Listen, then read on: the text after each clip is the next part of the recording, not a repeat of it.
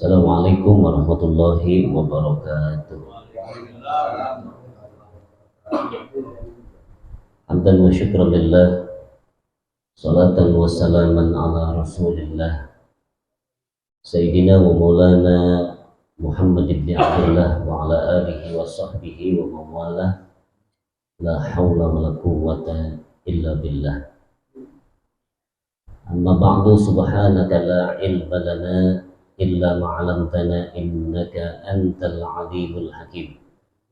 Rabbi shrah li sadri wa yassir li amri wahlul 'uqdatam min lisani yafqahu qawli. Yaqulullah subhanahu wa ta'ala fi kitabi tanzilih wa huwa asdaqul qailin.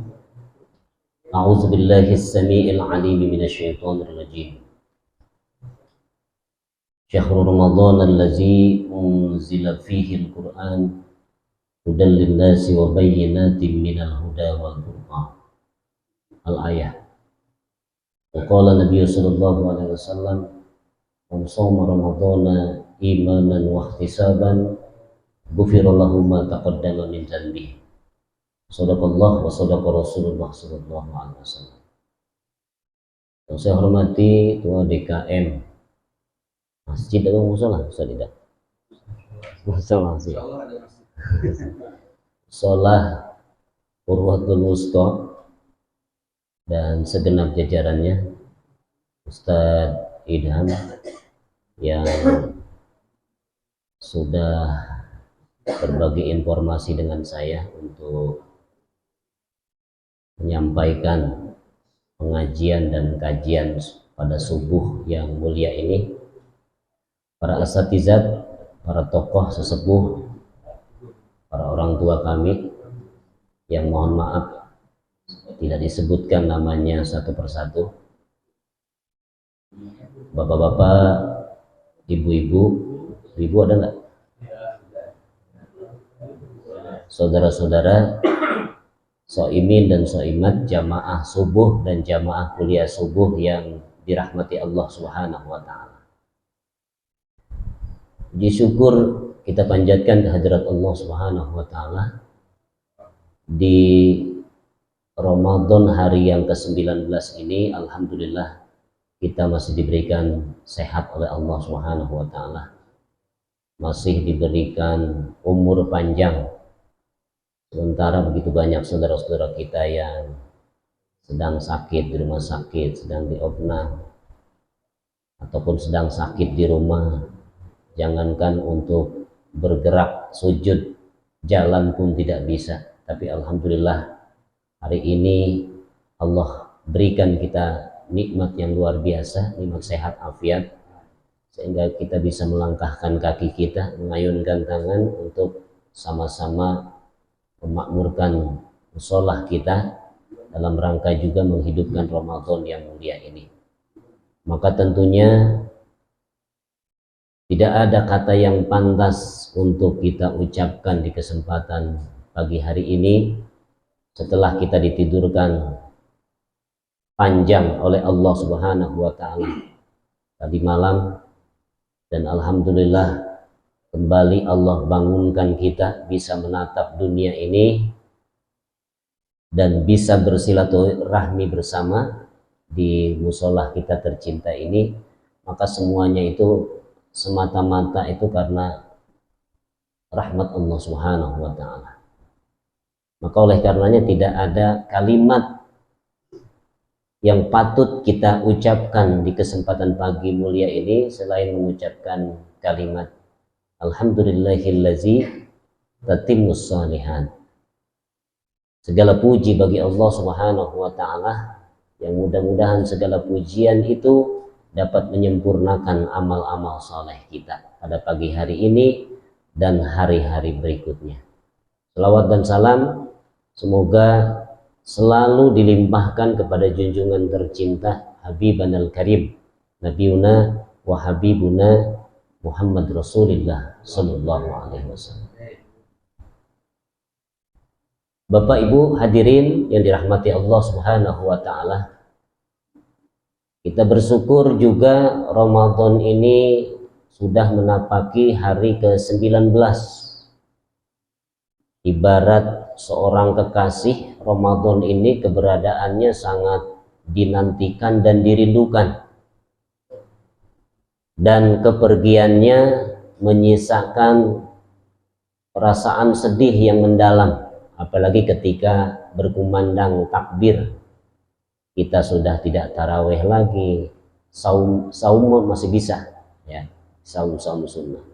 Saum Ramadannya selesai, amaliyah yang biasa kita kerjakan di bulan Ramadan itu sudah beranjak meninggalkan kita. Kedatangannya sangat kita nantikan dan kepergiannya menyisakan perasaan sedih yang mendalam. Makanya kemudian Rasulullah SAW bersabda dalam satu hadis yang diriwayatkan oleh Ibnu Huzaimah. Beliau bersabda, "Lau ta'lamu an ummati ma fi Ramadan, latamannau an takuna sanatu Ramadan." Seandainya umatku tahu tentang kehebatan, tentang kemuliaan yang ada pada bulan Ramadan, latamannau an takuna sanatu Ramadan. Niscaya mereka akan bercita-cita, niscaya mereka akan berharap, berkeinginan bahwa di sepanjang tahun itu adalah Ramadan. Saking mereka mengetahui kemuliaan dan ketinggian derajat bulan Ramadan itu. Maka oleh karenanya kita berjuang terus dari awal Ramadan sampai akhir Ramadan.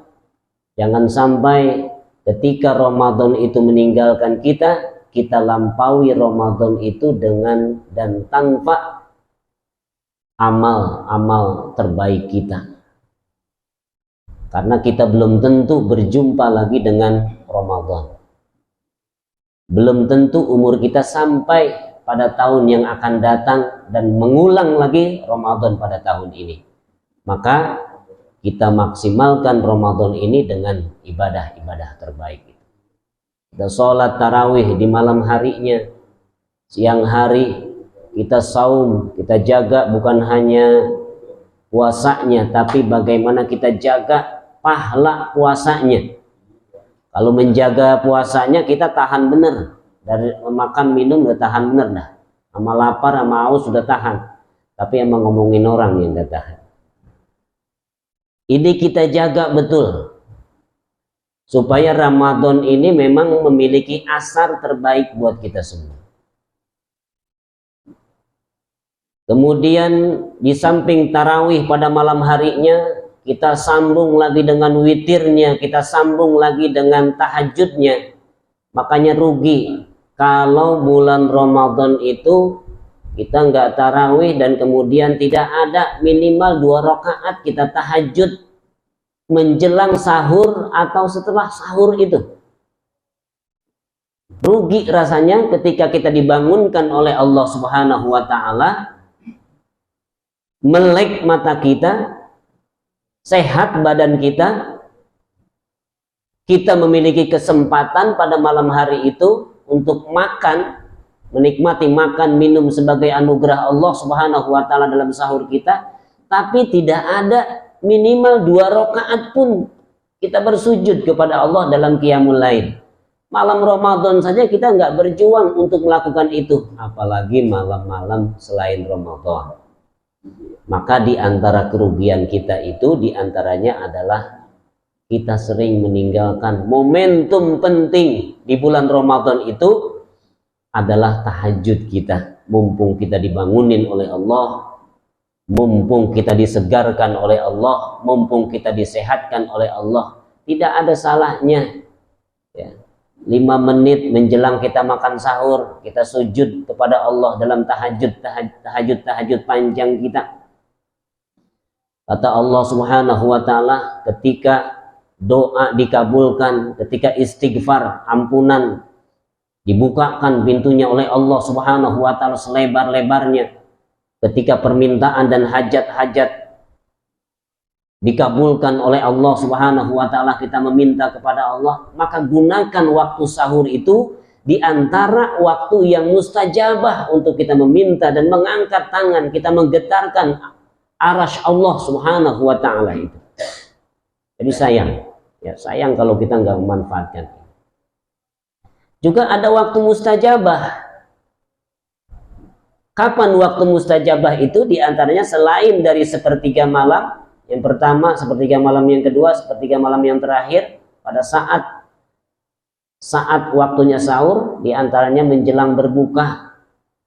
Itu waktu yang sangat mustajabah yang Allah berikan kepada orang-orang yang beriman, yang diberikan kepada shaimin dan shaimat, mukmin yang berpuasa dan mukminat yang sedang berpuasa. Kita minta apapun itu, Allah akan ijabah. Kita mohon ampun saat itu, Allah akan ijabah. Tapi kita sekarang lain, ya. Waktu-waktu yang mustajabah itu kita tidak manfaatkan dengan baik, tapi kita malah disibukkan dengan keliling kampung, ngabuburit, cuci mata. Padahal bukan bersihin mata, ya, bukan nyuci mata, tapi ngotorin mata sebenarnya mah, hakikatnya mah. Kalau sekedar membeli takjil saja, membeli menu berbuka puasa sih lain soal. Tapi kalau sekedar menunggu maghrib kemudian keliling-keliling kampung, keliling-keliling mall, Masya Allah, sayang waktu yang berharga itu. Lebih baik kita mengamalkan satu doa yang diajarkan oleh Rasulullah SAW. Allahumma inna nas'aluka ridhaka wal jannah wa na'udzu bika min syakhatika wan nar. Allahumma innaka 'afuwun karim tuhibbul afwa fa'fu anna. Mendingan itu kita banyakin. Di samping munajat-munajat, doa-doa, zikir-zikir yang lain, atau kita tilawah Quran dalam rangka menunggu waktu berbuka puasa itu. Nah, ini yang sering kita tinggalkan di waktu-waktu mustajabah di bulan Ramadan itu. Bapak Ibu hadirin rahimakumullah, kalau bukan karena rahmat Allah Subhanahu wa taala, kita berada di bulan Ramadan ini mustahil badan kita, hati kita, pikiran kita, jiwa kita, semuanya mampu bergerak untuk melaksanakan apa yang diperintahkan oleh Allah Subhanahu wa taala. Bahkan sebagai ibadah utama itu saum Ramadan. Kalau bukan karena rahmat Allah, gak mungkin kita bisa melakukan semuanya itu. Maka kita syukuri bahwa semata-mata semua yang kita lakukan itu adalah karena rahmat Allah Subhanahu wa ta'ala. Kita tarawih, ada yang 23, ada yang 11. Itu bukan rakaat yang main-main. Gak pernah mungkin kita lakukan di bulan-bulan yang lain. Tapi di Ramadan, begitu ikhlas kita. Kita tahan capek, kita tahan ngantuk. Kita tahan segala macam godaan. Demi apa? Demi menuntaskan tarawih yang cukup banyak rakaatnya itu. Kalau bukan karena rahmat Allah, nggak mungkin kita begitu ikhlas melakukan semuanya itu. Lalu kita tilawah Al-Quran sepanjang siang dan malam, pagi, zuhur, asar, bahkan menjelang maghrib. Kita sambung ba'da tarawih, kita sambung menjelang sahur, ba'da subuh. Masya Allah, nggak henti-henti kita mentadarusi Al-Quran itu, maka semata-mata itu karena rahmat Allah Subhanahu wa ta'ala. Rahmat Allah itu perlu kita undang, Pak. Jadi kata Allah Subhanahu wa ta'ala, inna rahmatallahi qaribun minal muhsinin. Sungguhnya rahmat Allah itu dekat banget rahmat Allah itu. Bagi siapa? Bagi orang-orang yang senantiasa berbuat kebaikan. Kalau kita senang berbuat baik, kalau kita resep untuk membangun amal-amal soleh, kalau kita ikhlas melampaui dan menjalani Ramadan ini dengan ibadah-ibadah terbaik kita, maka yakin semua yang kita lakukan itu akan mengundang rahmat Allah Subhanahu wa ta'ala. Jadi rahmat Allah ini nggak diberikan kepada seluruh manusia, hanya orang-orang tertentu saja, mahal. Bahkan Allah menjaminkan orang-orang mukmin itu masuk surga itu karena atas dasar rahmat Allah Subhanahu wa taala. Kalau kita mengandalkan amal-amal kita, belum tentu kita bisa memasuki surga Allah yang begitu hebat dan mahal itu.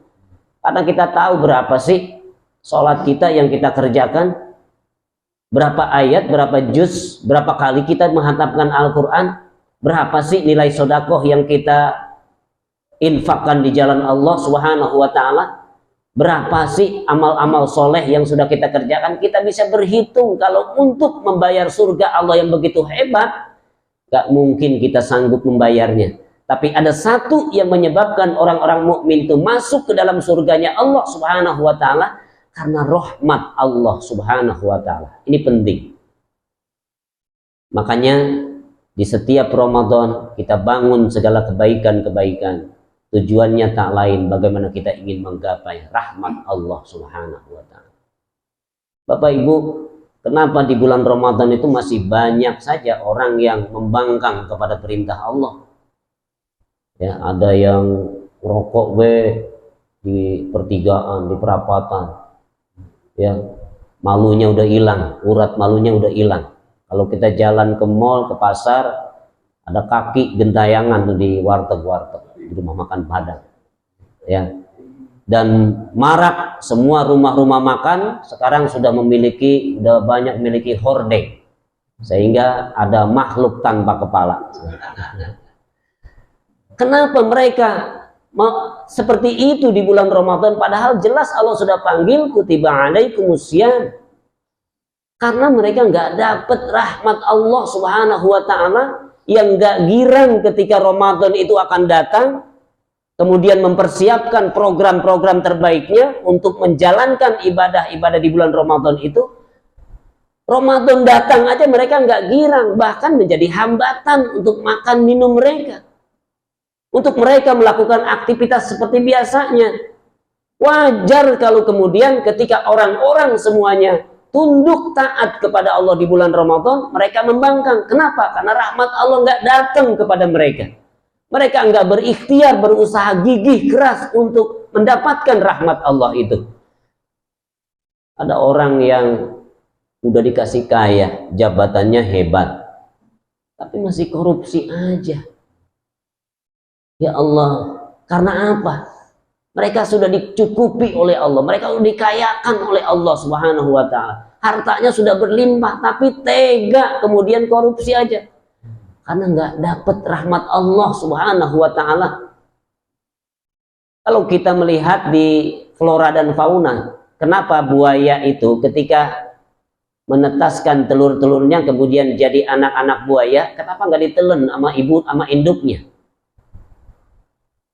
Dan kemudian kenapa ketika singa, macan, harimau mereka melahirkan anak-anaknya, lalu kenapa mereka nggak ditelen sama induknya? Karena induknya itu sudah diberikan rahmat dari Allah Subhanahu wa ta'ala. Inilah hebatnya rahmat Allah Subhanahu wa ta'ala.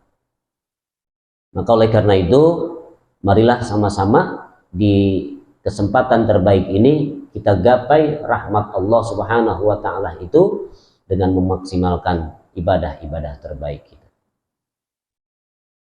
Di penghujung ayat surat Al-Baqarah 183 yang tadi dalam sholat sudah dibacakan, ujung ayat surat Al-Baqarah 183 itu ketika kita diwajibkan puasa, ketika kita melakukan amal-amal terbaik sebagai amal-amal utama kita pada bulan Ramadan, puasa kita, tarawih kita, tilawah Quran kita, sodakoh kita, silaturahmi kita, iftar kita, tahajud kita, duha kita, bahkan rawatib kita, sholat berjamaah kita kumpulkan semuanya itu di bulan Ramadan. Dalam rangka apa? Di ujung ayat itu Allah menjelaskan la'allakum tattaqun, agar kalian bertakwa kepada Allah Subhanahu wa ta'ala. Jadi Ramadan ini memiliki peran penting, momentum penting agar kita menjadi orang-orang yang bertakwa kepada Allah. Orang-orang yang bertakwa itu di dalam Al-Quran Allah sudah sediakan bagi mereka surga yang penuh dengan kenikmatan hidup. Tidak ada kesengsaraan, tidak ada kemelaratan, nggak ada kesusahan, semuanya digembirakan oleh Allah. Semuanya dinikmati. Kenikmatan yang ada di dalamnya itu. Nggak ada kesengsaraan, nggak ada sakit, nggak ada susah, nggak ada miskin, nggak ada lapar. Semuanya adalah kebahagiaan. Itu ganjaran orang-orang yang bertakwa. Ternyata bukan hanya di akhirat saja. Orang-orang yang bertakwa itu mendapatkan fasilitas ilahiyah. Fasilitas terbaik dari Allah Subhanahu wa Ta'ala. Tapi ternyata di dunia pun orang-orang yang bertakwa itu memiliki dan akan mendapatkan fasilitas-fasilitas terbaik dari Allah Subhanahu wa Ta'ala. Allah Subhanahu wa Ta'ala menjabarkan di dalam surat At-Tolak. Fasilitas Allah yang pertama bagi orang-orang yang bertakwa itu adalah wa may yattaqillaha yaj'al lahu makhrajan. Kalau kita sudah bertakwa kepada Allah Subhanahu wa Ta'ala, Bapak Ibu, yaj'al lahu makhrajan. Allah akan memberikan jalan keluar dari setiap persoalan-persoalan kehidupan kita, dari setiap masalah-masalah kehidupan kita. Sehebat apapun masalah kita, seberat apapun problematika kehidupan kita di muka bumi ini, ketika kita beriman kepada Allah, ketika kita takwa kepada Allah, takwa itu bermakna intisalu awamirillah wajtinabu nawahih. Kita jalankan perintah-perintah Allah itu, dan kemudian di satu sisi dan di sisi yang lain kita meninggalkan segala bentuk larangan-larangan Allah Subhanahu wa Ta'ala. Inilah takwa yang didefinisikan oleh para ulama. Ketika kita membangun ketakwaan, tidak ada kegelisahan dalam hati orang-orang mukmin, orang-orang yang bertakwa. Sehebat apapun masalah mereka di kehidupan ini, mereka punya jaminan, mereka punya garansi dari Allah Subhanahu wa Ta'ala, yaj'al lahu makhrajan, akan diberikan solusi oleh Allah. Nggak perlu khawatir seberat apapun problem kehidupan kita. Kita ini kan punya problem banyak banget. Masalah-masalah itu kita itu luar biasa. Dari mulai kita lahir sampai kita di usia seperti ini, ya hidup kita itu memang ya problem, ujian dari Allah Subhanahu wa Ta'ala. Problem kepada diri kita sendiri, problem kita kepada istri kita sebagai orang terdekat dalam kehidupan kita, problem kepada anak-anak kita, problem kepada tetangga dan masyarakat yang ada di lingkungan kita, problem dengan orang-orang yang sekantor dengan kita, problem keuangan kita, problem sosial kita. Begitu banyak problem-problem kehidupan itu. Tapi kalau kita yakin kepada Allah, kalau benar-benar kita iman, takwa kepada Allah Subhanahu wa Ta'ala, maka Allah garansikan semua problem-problem yang Allah ujikan kepada kita itu, ya ja'allahu makhraja. Bagi Allah nggak ada yang nggak mungkin, bagi Allah enteng semuanya, karena Allah lah pemilik segala masalah yang kita hadapi. Allah lah pemilik segala kehidupan kita. Jadi begitu mudahnya Allah memberikan masalah kepada kita, memberikan problem sebagai ujian buat kita, maka begitu mudahnya juga bagi Allah Subhanahu wa Ta'ala bagaimana membalikan problem itu kemudian menjadi sebuah kenikmatan dan kebahagiaan kehidupan kita. Mudah saja bagi Allah Subhanahu wa Ta'ala. Maka inilah fasilitas Allah Subhanahu wa Ta'ala yang pasti akan dinikmati oleh orang-orang yang beriman, oleh orang-orang yang bertakwa kepada Allah Subhanahu wa Ta'ala. Orang-orang beriman bertakwa itu ketika ada masalah enteng aja, nggak khawatir mereka, nggak gelisah mereka. Ketika ada krisis ekonomi, ketika ada kelangkaan beras, ketika ada kelangkaan minyak, ketika BBM langka mahal, mereka biasa aja. Ya, karena yang mereka katakan bukan kepada masalah, saya punya Allah. Kita tidak mengatakan, ya Allah saya punya masalah, ya Allah saya punya problem, ya Allah saya punya masalah berat dalam kehidupan. Jangan itu. Orang-orang mukmin itu nggak begitu ucapannya. Tapi ucapkan kepada masalah, wahai masalah, wahai problem, saya punya Tuhan Allah Subhanahu wa ta'ala yang mampu dan dapat memecahkan segala persoalan-persoalan yang melingkupi aku. Begitu mestinya. Kita punya Allah. Ya. Kita jangan mengadu kepada Allah buat problem-problem. Tapi katakan kepada masalah itu, aku punya Allah Subhanahu wa ta'ala yang dapat menyelesaikan dan berikan jalan keluar dari setiap persoalan-persoalan kehidupan. Lalu apa fasilitas Allah yang kedua bagi orang-orang yang bertakwa kepadanya? Masih dalam surat At-Tolaq, wa may yattaqillaha yaj'al lahu min amrihi yusra.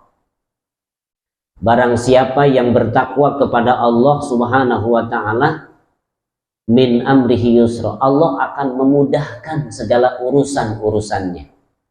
Ya Allah ya Rabb, Bapak Ibu saudara hadirin rahimakumullah, urusan-urusan kita ini luar biasa, apalagi menghadapi hari raya Idul Fitri. Ya, apalagi ibu-ibu udah sibuk banget tuh. Belum lebaran juga udah pengen ke Tenabang aja bawaan. Ya, puasa baru 3 hari aja udah ngumpulin kue aja. Urusan-urusan kita luar biasa. Ada urusan yang ingin pulang kampung, ada yang ingin berbagi, ada yang ingin berzakat, ya, ada yang ingin menyambangi, bersilaturahmi dengan saudara-saudaranya. Semuanya itu ada dalam benak-benak kita. Yakin dan percayalah, ketika kita bisa memaksimalkan Ramadan itu dengan ibadah-ibadah terbaik kita, dalam sisi ekonomi, dalam sisi rizki, dalam sisi kesempatan, dalam sisi kebahagiaan, pasti akan kita raih ketika Allah sudah menjamin bagi kita, wa may yattaqillaha yaj'al lahu min amrihi yusra.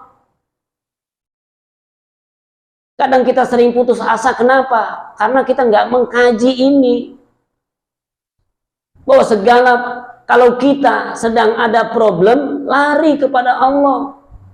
Kalau kita malah menjauhkan Allah Subhanahu wa ta'ala, tapi bukan menyelesaikan masalah, tapi akan menimbulkan persoalan baru.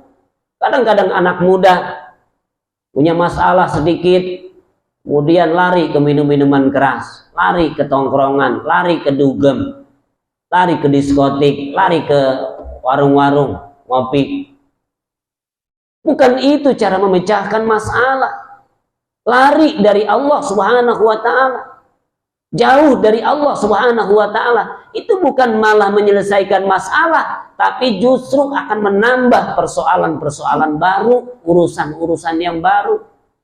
Tapi bagi orang-orang mukmin, mereka sangat yakin bahwa segala urusan-urusan mereka akan dimudahkan oleh Allah Subhanahu wa ta'ala.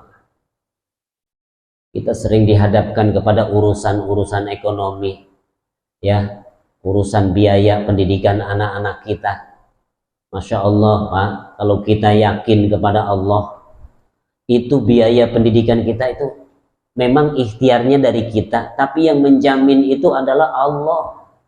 Makannya, minumnya, biaya pendidikannya, biaya hidupnya, Allah yang menjamin. Saya dulu pertama kali berkarir sebagai seorang guru, itu gajinya itu 35.000 sebulan. Kalau dihitung pakai komputer manapun sedunia, mungkin nggak akan cukup untuk menghidupi keluarga besar saya. Tapi karena kita yakin bahwa ketika kita punya istri, kemudian lahir anak-anak kita, pasti itu sudah ada jaminan Allah Subhanahu wa ta'ala, makannya, minumnya, pakaiannya, sandangnya, pangannya, pendidikannya, pasti sudah dijamin oleh Allah Subhanahu wa ta'ala. Maka saya yakin aja udah. Dan kita harus yakin saja semuanya ada jaminan Allah Subhanahu wa ta'ala. Apalagi kemudian ditambah dengan nilai-nilai plusnya, kita iman, kita takwa kepada Allah Subhanahu wa ta'ala. Apapun urusan kita, sesulit apapun urusan kita, yaj'allahu min amrihi yusra, pasti Allah akan gampangkan urusan-urusan itu. Syaratnya kita beriman dan bertakwa kepada Allah Subhanahu wa ta'ala. Lalu fasilitas Allah yang ketiga, wa yarzuqhu min haitsu la yahtasib. Ini adalah bagian fasilitas juga yang luar biasa dari Allah Subhanahu wa ta'ala. Allah akan memberikan kita rizki dari jalan yang tidak disangka-sangka. Ya, selamat jalan Bidang. Izin mau jemput anaknya di pondok. Semalam saya dari Sukabumi. Jadi jam 1 malam masih di Sukabumi semalam. Alhamdulillah menjelang sahur sampai di rumah. Ya, alhamdulillah juga musola Urwatul Wusko masih gelap, saya udah nyampe. Alhamdulillah. Yang ketiga, wa yarzuqhu min haitsu la yahtasib. Allah akan memberikan rizki dari jalan yang gak disangka-sangka. Ini mahal, hebat.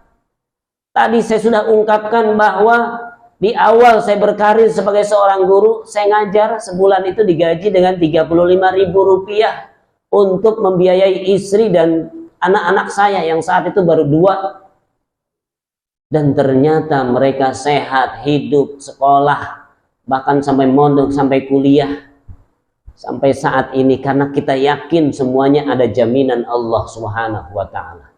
Dan lebih-lebih ketika kita yakin dan dekat kepada Allah, wa yarzuqhu min haitsu la yahtasib. Allah akan berikan rizki dari jalan yang gak disangka-sangka. Kalau saya hitung dengan komputer manapun gak bakalan bisa sanggup menghitung beban hidup saya yang sedemikian hebat itu. Belum biaya makan, belum biaya sosial, belum kondangannya, belum arisannya, ya, belum beli berasnya. Ya Allah, luar biasa. Tapi Allah Maha Rahim, dan Allah janji itu wa yarzuqhu min haitsu la yahtasib. Yang saya mau nangis ketika saya ditakdirkan Allah nggak punya duit seperak-perak acan, padahal saya butuh saat itu buat bayaran, buat makan, buat anak-anak saya. Lalu ketika saya ke masjid, saya doa kepada Allah, kemudian silaturahmi, tapi tiba-tiba ada orang yang menyodorkan uang kepada saya. Saat alhamdulillah saya punya rezeki. Ya Allah, jadi benar kalau kita menyerahkan segala urusan kita kepada Allah Subhanahu wa ta'ala, yakin dan percayalah kepada Allah, wa yarzuqhu min haitsu la yahtasib. Gak perlu sedih kita kalau kita yakin kepada Allah Subhanahu wa ta'ala. Yang keempat, fasilitas Allah yang diberikan bagi orang-orang yang bertakwa, wa may yatawakkal 'alallah fahuwa hasbuh. Barang siapa yang bertawakal kepada Allah Subhanahu wa ta'ala, dia pasrahkan segala kehidupannya ini kepada Allah Subhanahu wa ta'ala. Ketika dia diuji oleh Allah dengan sakitnya, tawakal, ikhlas, sabar bahwa ini adalah memang ujian dari Allah Subhanahu wa ta'ala. Tidak ada kalimat bagi orang-orang yang sabar ketika mereka diuji oleh Allah Subhanahu wa ta'ala dengan kelaparan, dengan ketakutan, dengan kekurangan harta, dengan kehilangan orang-orang yang mereka cintai, dengan segala apapun ujian dan penderitaan hidup yang diberikan Allah sebagai cobaan dan musibah itu.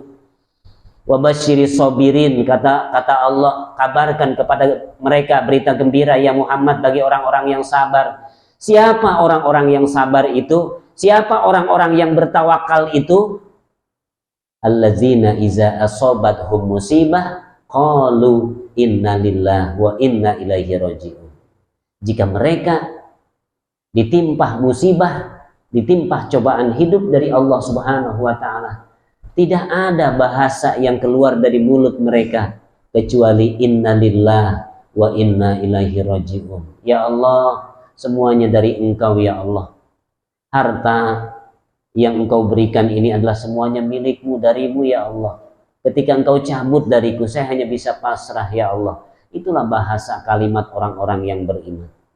Ketika uang kita hilang di jalan, ya ketika kita berkendara atau diambil oleh orang lain, maka orang-orang yang beriman itu hanya bisa pasrah kepada Allah. Innalillah wa inna ilaihi raji'un ya Allah. Ketika kita ditimpa sakit yang ringan, yang setengah berat maupun yang berat sekalipun, kita hanya bisa pasrah kepada Allah. Innalillah wa inna ilaihi raji'un. Itulah bentuk ketawakalan kita, ikhlasnya kita mendapatkan takdir dari Allah Subhanahu wa ta'ala. Ketika kita bekerja itu wajib, Pak. Jadi haram kita nganggur itu haram. Karena kalau kita nganggur banyak yang menderita, anak kita menderita, istri kita menderita. Kemudian kita nggak bisa zakat, kita nggak bisa sedekah, kita nggak bisa infak, haram nganggur itu. Yang wajib itu adalah bekerja, apapun. Allah nggak melihat apa bentuk pekerjaan itu. Yang Allah lihat itu adalah proses ikhtiar kita untuk menjemput rizki dari Allah Subhanahu wa ta'ala. Persoalan kemudian hasilnya, maka itulah kemudian yang kita pasrahkan kepada Allah Subhanahu wa ta'ala. Gaji kita itu urusan Allah. Penghasilan itu urusan Allah. Yang wajib bagi kita apa? Ikhtiar kita. Kita mancul di sawah, kita ngorep di ladang, kita kerja di kantor, kita memiliki profesi sebagai dokter, sebagai guru, sebagai perawat, sebagai apapun kita, untuk menjemput rezeki dari Allah Subhanahu wa ta'ala. Itulah kewajiban kita kepada Allah Subhanahu wa ta'ala. Hasilnya semuanya kita pasrahkan kepada Allah Subhanahu wa ta'ala. Maka itulah bentuk ketawakalan kita. Dan ketika gaji itu turun dan kemudian kita dapat, kita lihat, gak usah kita, ya Allah sedikit amat, ya Allah. Kembali kita menyesal dengan apa yang Allah berikan. Udah kita pasrah saja kepada Allah. Sering kadang-kadang kita beli buah, ya di toko buah tuh di situ tuh kalau di pertigaan. Ya, ketika kita lihat buahnya, jeruknya keren-keren, tapi ketika sampai di rumah, asem banget ini orang jualannya. Apakah kita mengumpat dengan tukang buahnya, atau yang menanamnya, atau yang menjualnya? Apa yang menciptakan buah itu sendiri? Allah Subhanahu wa ta'ala. Lagi-lagi ini adalah bahasa tasawuf kita. Kalau buah itu asam, udah rasain aja. Kata Rasulullah SAW, kalau kita makan kemudian ada di antara makanan itu nggak enak, udah nggak usah kita berkeluh kesah, nggak usah kita mengumpat, nggak usah kita mencela, udah pinggirin aja. Ya, cari makanan-makanan yang sesuai selera dengan kita, yang enak-enak yang ada di hadapan dengan kita. Dan ketika makanan itu adalah tidak bersahabat dengan lidah kita, maka cukup, tidak usah kita mengeluh, mengumpat, ya, mencela penjualnya, mencela yang menanamnya. Apalagi kemudian ketika kita tahu bahwa yang menciptakan buah itu adalah Allah Subhanahu wa ta'ala. Semangkakah itu, jerukkah itu, dukuhkah itu, apapun itu yang kita beli, maka rasakan itu sebagai kenikmatan dari Allah Subhanahu wa ta'ala. Maka ketika itu tidak berselera dengan lidah kita, cukup kita pinggirkan saja. Ya Allah, inilah nikmat pada hari ini ya Allah, sebagai ujian buat kami. Maka itulah tawakal kita. Itulah rasa kepasrahan kita kepada takdir Allah Subhanahu wa ta'ala. Dan orang-orang yang bertawakal, kata Allah Subhanahu wa ta'ala, wa may yatawakkal 'alallah fahuwa hasbuh. Orang yang beriman, orang yang bertakwa, pasti mereka memiliki sifat tawakal kepada Allah. Dan orang-orang yang bertawakal fahuwa hasbuh, Allah akan cukupi segala kebutuhan hidupnya. Ini garansi Allah, ini janji Allah Subhanahu wa ta'ala kepada kita. Jadi janji Allah itu bukan janjinya politisi, kadang-kadang ditepati tapi sering dipungkiri. Janji mau ngaspal jalanan ketika terpilih, Masih pada bonglak aja itu jalanan. Masih pada bolong aja di jalanan. Bahkan ketika nggak terpilih calegnya, karpet masjid diangkut lagi. Tapi kalau janji Allah Subhanahu wa taala, sami'na wa ata'na, kita dengar, kita taat, pasti janji Allah yang Allah berikan, yang Allah jabarkan di dalam Al-Qur'an itu pasti terjadi. Kalau kita bertawakal kepada Allah Subhanahu wa taala, maka pasti kita semuanya akan dicukupi segala kebutuhan-kebutuhannya. Kita itu kan, kenapa kita sering merasa kekurangan, padahal kita sudah cukup nih.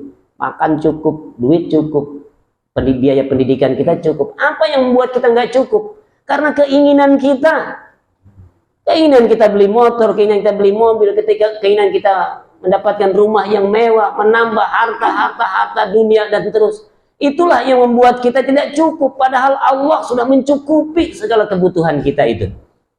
Nah, maka oleh karenanya, ketika kita senantiasa standar kehidupan kita itu adalah keinginan kita, ya, keinginan dunia kita, maka sampai kapanpun kita menjadi orang-orang yang gak bakal pernah cukup mendapatkan kasih dan nikmat-nikmat Allah Subhanahu wa taala itu. Jadi kurangi keinginan-keinginan itu. Yang kelima, yang terakhir dah Pak ya. Ya, udah jam 6 nih, saya dapat amanah dari Pak Idam. Yang mohon maaf nih. Yang kelima, yang terakhir. Yang terakhir, orang-orang yang beriman dan bertakwa kepada Allah itu, mereka akan diberikan ketentraman lahir dan batin oleh Allah Subhanahu wa ta'ala. Bagaimana enggak diberikan ketentraman lahir batin? Karena orang-orang yang bertakwa itu di hati dan dadanya itu hanya ada Allah Subhanahu wa ta'ala. Di hatinya itu hanya ada Allah Subhanahu wa ta'ala. Di mana tempat, kemanapun mereka, dalam kondisi apa, mereka senantiasa ingat kepada Allah Subhanahu wa ta'ala. Ketika memulai pekerjaan, dia ingat kepada Allah. Bismillahirrahmanirrahim. Mengakhiri pekerjaan yang telah dia lakukan, alhamdulillahirabbil alamin. Maka kita biasakan itu. Itulah zikir kita kepada Allah. Tanda kita masih ingat kepada Allah. Mau makan, kita tradisikan Bismillahirrahmanirrahim. Allahumma barik lana fima razaqtana wa qina azabannar. Orang-orang mukmin gak putus dari itu.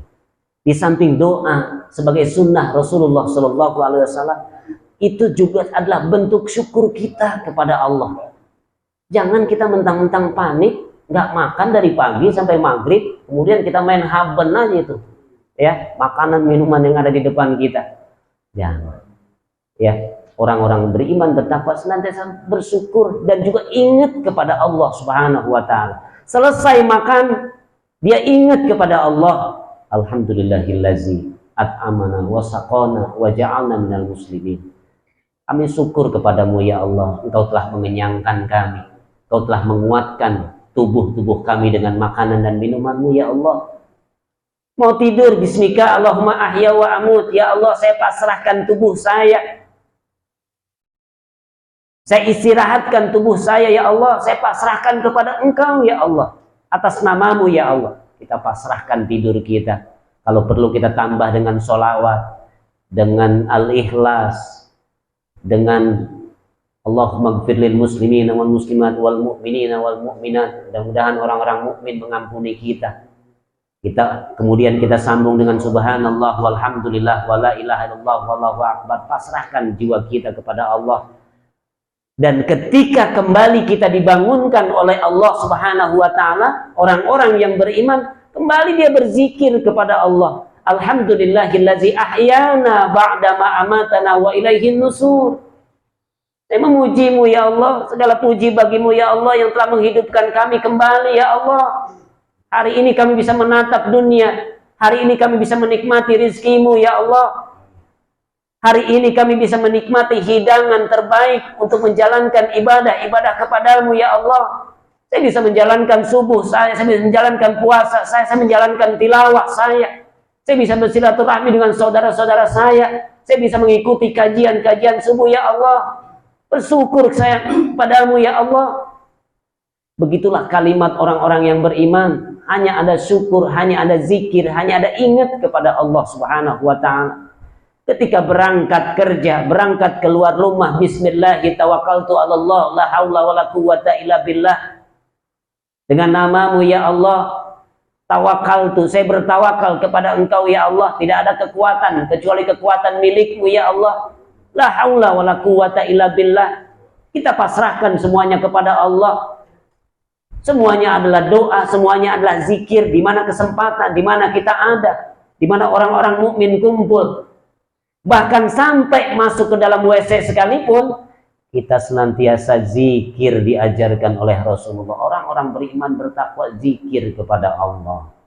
Allahumma inni a'udzubika minal khubusi wal khaba'is. Itu yang sering kita lupa. Apalagi kalau kita udah kebelet habis sahur, habis buka.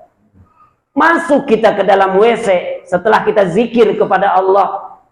Penyakit kita hilang, hajat-hajat kita selesai. Kembali perut ini lega rasanya. Keluar kembali orang-orang mukmin itu berzikir kepada Allah, bersyukur atas segala penyakit yang telah dihilangkan oleh Allah. Dia langkahkan kaki kanannya sambil memuji Allah. Alhamdulillahillazi azhaba anil azza wa anfani. Maha suci Engkau ya Allah yang telah menghilangkan aku dari penyakit-penyakit yang aku derita ini ya Allah. Masya Allah, bagaimana tidak mendapatkan kebahagiaan lahir batin orang-orang yang senantiasa berzikir kepada Allah. Allah berikan garansi, ala bizikrillahi tatma'innul qulub. Ketahuilah, dengan mengingat Allah, dengan berzikir kepada Allah Subhanahu wa taala, tatma'innul qulub, maka Allah akan memberikan ketentraman pada hati-hati kita, pada batin lahir dan batin kita semua. Maka inilah hadirin rahimakumullah, fasilitas-fasilitas Allah yang diberikan bagi orang-orang yang bertakwa, ganjaran bagi orang-orang yang senantiasa melampaui, menghidupkan Ramadan dengan amal-amal terbaik kita. Allah akan berikan jalan keluar dari setiap masalah kehidupan kita. Amin. Allah akan berikan jalan keluar, kemudahan dalam urusan-urusan kita. Amin. Allah akan berikan kita rizki dari jalan yang tidak disangka-sangka. Amin. Allah akan cukupi segala kebutuhan-kebutuhan kita. Amin. Dan Allah akan berikan ketentraman bagi kita lahir batin, kepada kita, kepada istri kita, kepada anak-anak kita, kepada keluarga kita, dan kepada saudara-saudara kita yang mukmin. Allah berikan ketentraman, terutama ketentraman dalam Ramadan, terutama ketentraman ketika akan memasuki Lebaran dan menghadapi Hari Raya Idul Fitri, dan kita lalui Ramadan dan kita akhir Ramadan nanti dengan suasana yang penuh kedamaian, penuh ampunan Allah Subhanahu wa taala. Tidak ada satupun yang bisa kita petik kecuali ampunan dan itqun minannar. Dibebaskan kita dalam neraka Allah Subhanahu wa taala. Amin ya rabbal alamin. Ini saja yang bisa saya sampaikan di kesempatan subuh ini. Sungguh zolim saya kalau terus melanjutkan bicara ini di tengah Bapak Ibu yang semuanya punya kebutuhan, punya hajat dan lain-lainnya. Saya mohon maaf lahir batin bila ada kealpaan dan kehilapan di dalam penyampaian ini. Ini saja yang bisa saya sampaikan. Wallahul muwaffiq ila aqwamit thoriq. Wassalamualaikum warahmatullahi wabarakatuh.